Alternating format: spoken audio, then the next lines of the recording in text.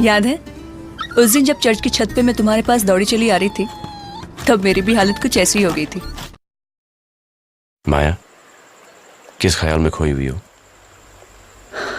एक सवाल हमेशा मेरे मन में टिक टिक टिक टिक करता है कि लोग मछली की तरह तैर कैसे लेते हैं। काश मैं भी तैर पाती। अच्छा, तो अब तुम्हें तैरना भी नहीं आता?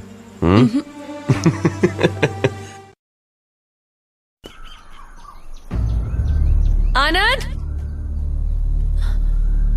आनंद, आनंद, तुम भूत नहीं हो? ओ अच्छा अच्छा, मैं समझ गई।